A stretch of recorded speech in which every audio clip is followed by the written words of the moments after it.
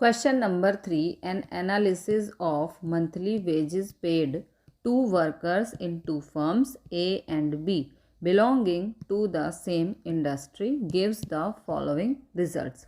कोई दो कंपनियां हैं A और B, वो अपने वर्कर्स को उनकी सैलरी डिफाइन कर रखी है। यहाँ इनके रिजल्ट्स यहाँ पे दे रखे हैं, फर्म A और फर्म B हैं। दो कंपनी हो गई, यहाँ पे 586 वर्कर्स काम करते हैं और यहाँ पर 648 वर्कर्स काम करते हैं। फर्म के मंथली वेजेस का मीन यानी कि मीन ऑफ मंथली वेजेस 5253 और बी का भी मीन 5253 है। मतलब पर पर्सन कंपनी 5253 रुपीज़ पे करती है एक वर्कर को। फिर दे रखा है variance of the distribution of wages, दोनों के वेरिएंस दे रखे हैं। यहाँ पे फर्म ए का वेरिएंस 100 है और फर्म बी का वेरिएंस है 121। तो इनके बेसिस पे हमें 2 क्वेश्चंस के आंसर देने हैं। क्वेश्चन 1 है विच फर्म ए और B pays larger amount as monthly wages. A और बी कंपनी में से कौन सी फर्म ज़्यादा मंथली वेजेस पे करती है। तो यहाँ पर गिवन है पर पर्सन वेजेस हमारे सेम हैं, तो जिस कंपनी के अंदर ज़्यादा पर्सन होंगे वही ज़्यादा पैसे देगा। तो यहाँ पे क्लियरली दिख रहा है फर्म बी के अंदर ज़्यादा वर्कर्स हैं तो फर्म बी ज़्यादा पे करेगी। क्वेश्चन 2 है विच फर्म ए और बी शोज़ ग्रेटर वेरिएबिलिटी इन इंडिविजुअल वेजेस। अब यहाँ पे ग्रेटर वेरिएबिलिटी बतानी है। वेरिएबल डाटा किसका है वो हमें वेरिएंस से फाइंड करना पड़ेगा। वेरिएंस से हम स्टैंडर्ड डेविएशन निकाल सकते हैं। तो सबसे पहले फर्स्ट पार्ट को सॉल्व करेंगे। Monthly wages of firm A mean they रखा है 5253। ए हर एक वर्कर को 5253 वेज प्रोवाइड करती है। नंबर ऑफ वर्कर्स हैं 586। टोटल वेज है, टोटल रुपए पे कर रहे हैं, इन दोनों की मल्टीप्लाई कर देंगे 5253 इंटू 586। ओके, अभी इसे मल्टीप्लाई नहीं करेंगे, यहीं पर छोड़ दो। सेकंड दे रखा है monthly wages of firm B, जो सेकंड कंपनी है वो मंथली पे करती है 5253। नंबर ऑफ वर्कर्स हैं 648। तो टोटल वेज हो गया 5253 इंटू 648, यानी कि इन दोनों की मल्टीप्लाई। फिर लिखेंगे so number of workers in firm be greater than है फर्म ए से। हमें बताना है पार्ट 1 में लार्जर अमाउंट कौन पे कर रहा है। ठीक है, क्वेश्चन 1 में बोला है कि लार्जर अमाउंट कौन पे कर रहा है। So larger amount is payable by firm B. Larger amount pay कर रही है पार्ट में हमें डाटा की वेरिएबिलिटी देखनी है, वो निकलती है स्टैंडर्ड डेविएशन पे। तो सेकंड पार्ट करेंगे variance of firm A firm का वेरिएंस 100 दे रखा है, मतलब सिग्मा स्क्वायर दे रखा है, सिग्मा स्क्वायर दे रखा है 100। तो स्टैंडर्ड डेविएशन ऑफ ए हो जाएगा 100 का रूट, मीन्स आ गया ये 10। Now variance of firm B वो दे रखा है 121, मतलब sigma of B square is 121 और सिग्मा बी आ गया under root 121 is equal to 11। अब देखो स्टैंडर्ड डेविएशन किसका ज़्यादा है, बी फर्म का ज़्यादा है ना। ए फर्म का कितना है, ए फर्म का है 10 और बी फर्म का है 11। तो यहाँ पे लिखेंगे sigma B is greater than sigma A. तो जिसका स्टैंडर्ड डेविएशन ज़्यादा होता है वही वेरिएबल ज़्यादा होता है। तो यहाँ पे लिखेंगे firm B is having greater variability. तो फर्म बी की वेरिएबिलिटी ग्रेटर होगी। This is your answer. Question number 5, the sum and sum of squares corresponding to length x in centimeter and weight y in gram of 50 plant products are given below। यहाँ पे दे रखा है xi और xi का square. x denote कर रहा है length को और y डिनोट कर रहा है वेट को, और 50 प्लांट्स का यहाँ पे हमें गिवन है, मतलब xi का जो सम दे रखा है 1 से लेके 50 तक वो 212 है। xi का स्क्वायर जो है वो 902.8 है। yi की वैल्यू 261 और yi का स्क्वायर 1457.6 है। मतलब यहाँ पर हमें टेबल बनाकर डाटा निकालने की ज़रूरत नहीं है। जो हम xi yi या xi का स्क्वायर वो निकालते थे, हमें निकालने की ज़रूरत नहीं है। हमें यहाँ पे ऑलरेडी कैलकुलेशन करके दी हुई है। इसकी हेल्प से हमें which is more varying the length और वेट, लेंथ ज़्यादा वेरिएबल है या वेट ज़्यादा वेरिएबल है, ये हमें फाइंड करना है। तो सबसे पहले यहाँ पर हमें CV फाइंड करना पड़ेगा, लेंथ और वेट दोनों का, तभी हम बता सकते हैं कौन ज़्यादा वेरिएबल है। तो सबसे पहले लेंथ के बारे में निकालते हैं कोएफिशिएंट ऑफ वेरिएशन C।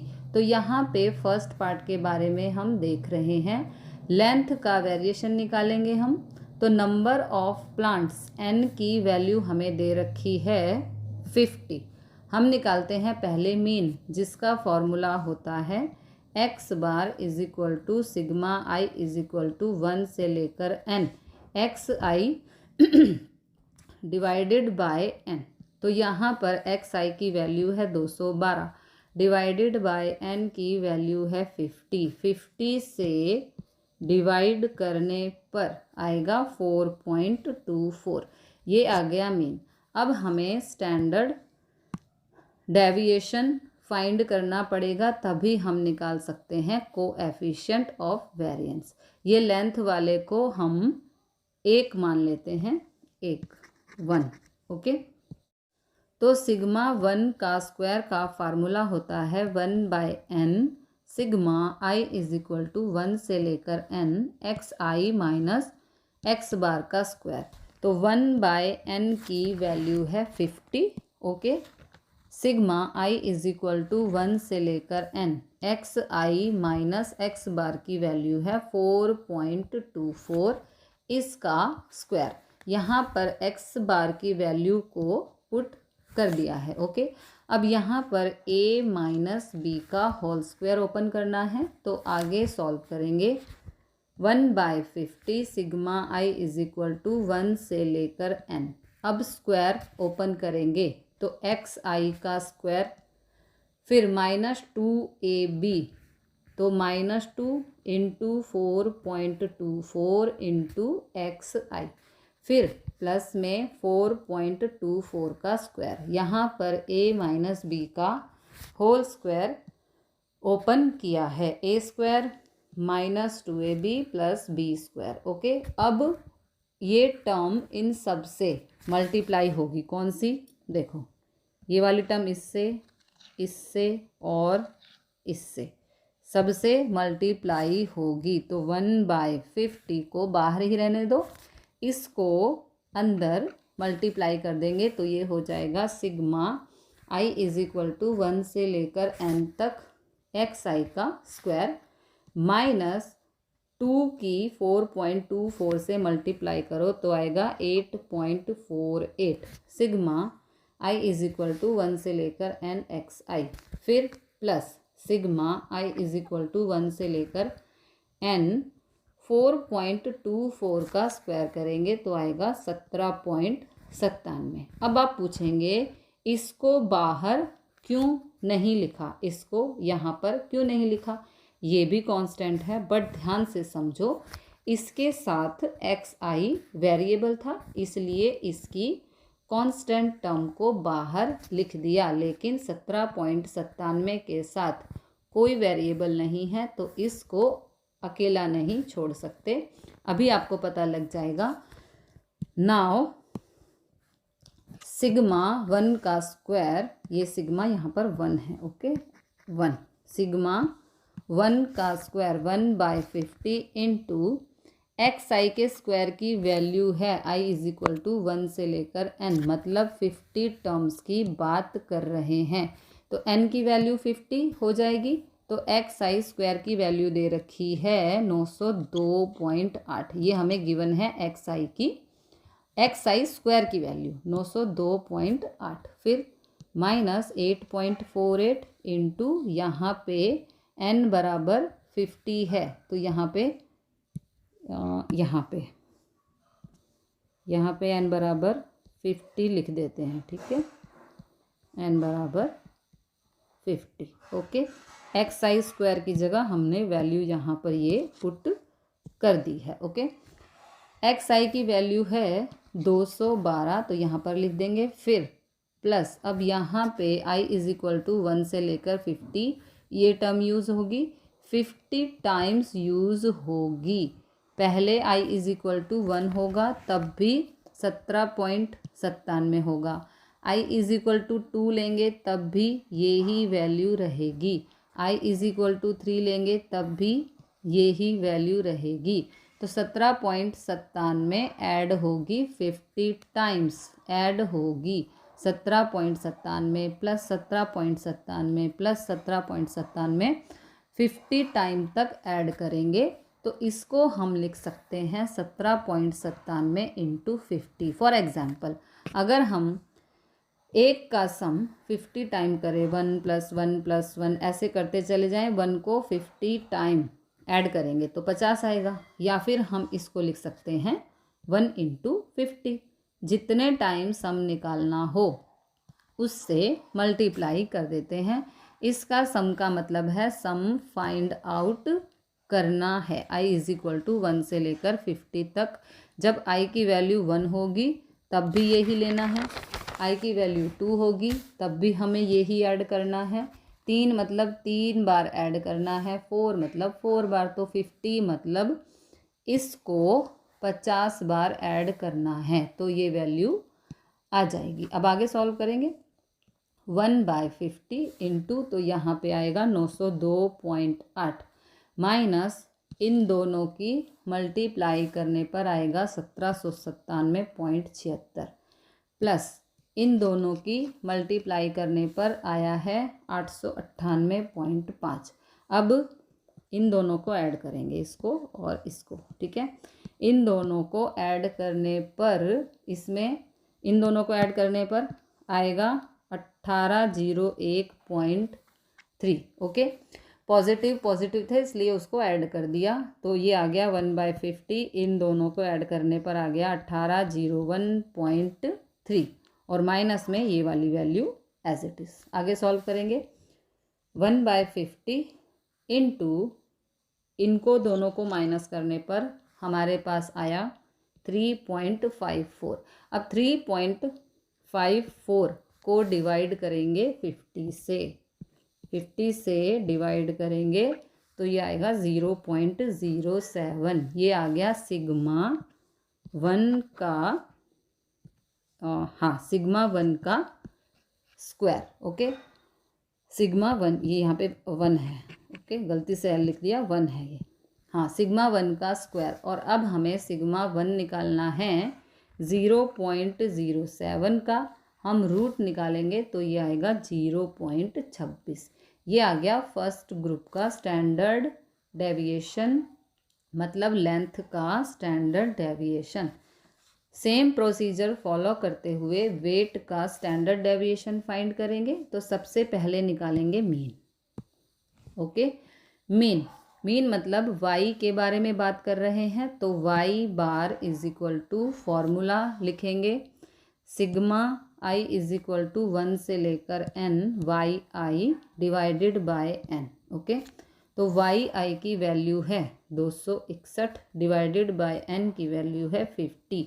50 से 261 को भाग करेंगे तो आएगा 5.22। ये आ गया मीन वेट का। तो वेट का मीन है और लेंथ का जो मीन था 4.24।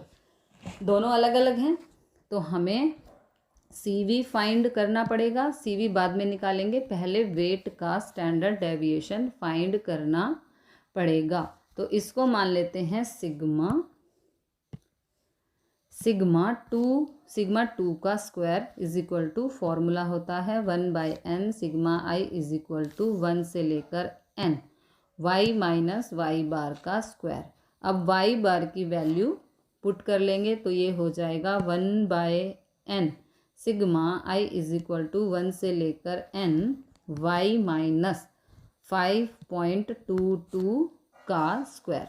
अब इसे सिंप्लीफाई करना है हमें, तो 1/50 sigma i is equal to 1 से लेकर 50, n की वैल्यू 50 है तो यहाँ पर 50 लिख देंगे इनटू, अब a माइनस बी का होल स्क्वायर ओपन कर देंगे तो ये हो जाएगा y का स्क्वायर, फिर -2 इंटू 522 इंटू वाई आई, फिर प्लस 5.22 का स्क्वायर। ये हमने a माइनस बी का होल स्क्वायर ओपन कर दिया, वाई आई का स्क्वायर -2 इंटू ए बी होता है, a की value 5.22 into y i plus b square means 5.22 का स्क्वायर। ओके, आगे सॉल्व करेंगे। 1/50 sigma i is equal to 1 से लेकर 50, वाई आई का स्क्वायर माइनस 5.22 की 2 से मल्टीप्लाई करने पर आएगा 10.44 वाई आई प्लस 5.22 का स्क्वायर इज 27.24। अब इस सिग्मा से इससे अंदर मल्टीप्लाई करना है, इसको भी तीनों को। ओके, तो मल्टीप्लाई करेंगे, अगले पेज पर चलते हैं। तो मल्टीप्लाई हमने कर दिया है तो ये हो जाएगा 1/50 को बाहर ही रखेंगे, अंदर हो जाएगा sigma i is equal to 1 से लेकर 50 वाई आई का square minus 10.44 sigma i is equal to 1 से लेकर 50 वाई आई, फिर plus sigma i is equal to 1 से लेकर 50 27.24। नाउ 1/50 इंटू वाई आई के स्क्वायर की वैल्यू है 1457.6 माइनस 10.44 इंटू इसकी वैल्यू है 261 प्लस, अब ये 27.24 का सम निकालना है 50 टाइम्स, सॉरी यहाँ पे ये 27 है। ओके, 27.24 का सम निकालना है 50 टाइम्स तो ये हो जाएगा 27.24 इंटू 50। आगे सॉल्व करेंगे तो ये हो जाएगा 1/50 इंटू 1457.6 माइनस इन दोनों की मल्टीप्लाई करके आएगा 2724.84, फिर प्लस में इनकी मल्टीप्लाई करने पर आएगा 1362। नाउ 1/50 इंटू इन दोनों को प्लस करेंगे, ये दोनों प्लस की वैल्यूज़ हैं, इन दोनों को प्लस करने पर आ रहा है 2819.6 माइनस ये वाली वैल्यू 2724.84। अब इन दोनों को माइनस करेंगे तो हमें मिलेगा 94.76। अब इसे 50 से डिवाइड कर देंगे तो ये आएगा 1.89, तो सिग्मा 2 का स्क्वायर आ गया 1.89 और सिग्मा 2 आ जाएगा अंडर रूट 1.89। 1.89 का रूट करेंगे तो 1.37, ये आ गया सिग्मा 2, मतलब वेट का स्टैंडर्ड डेविएशन आ गया 1.37 और जो पहले आया था 0.26 आया था। अब इनसे हम CV निकालेंगे।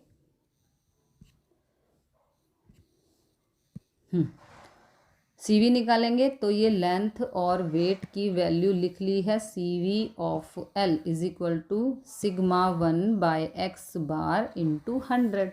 वेट में CV of weight sigma 2/y bar into 100 और x बार जो आया था मीन लेंथ वाले का 4.24 आया था, वेट वाले का 522 आया था, सिग्मा 1 की वैल्यू 0.26 आई थी और सिग्मा 2 की वैल्यू 1.37 आई थी। तो CV of L is equal to sigma 1 की वैल्यू 0.26 अपॉन में x बार की वैल्यू 4.24 इंटू 100। इसे सॉल्व करेंगे, पॉइंट से पॉइंट रिमूव हो जाएगा तो ये आ जाएगा 2600 बटे 424। 2600 को 424 से डिवाइड करने पर आएगा 6.1। यहाँ पे CV of W is equal to 1. Sigma 2 की वैल्यू है 1.37 अपॉन में y बार था 5.22 इंटू 100। तो यहाँ पर भी पॉइंट से पॉइंट रिमूव हो जाएगा तो ये आ गया 13,700 अपॉन में 522। 522 से कैंसिल या डिवाइड करने पर, इसे कट करने पर आएगा 26.2। ओके, यहाँ पर 100 नहीं लिखना था, सॉरी, है ना। ओके चलो कोई बात नहीं। हाँ, तो CV of W is equal to 26.2 और CV ऑफ L ये आ गया 6.1 आया है। तो यहाँ पे लिखेंगे CV of W is greater than CV of L। तो यहाँ पे हमें वेरिएबिलिटी निकालनी है, तो ज़्यादा वेरिएबल होगा जिसकी वैल्यू ज़्यादा होगी, तो ये होगा CVW is more, so weight is more variable. हमें यही फाइंड करना था कि कौन सा वेरिएबल है। तो वेट ज़्यादा वेरी कर रहा है क्योंकि यहाँ पे CV की जो वैल्यू है वो वेट की ज़्यादा है।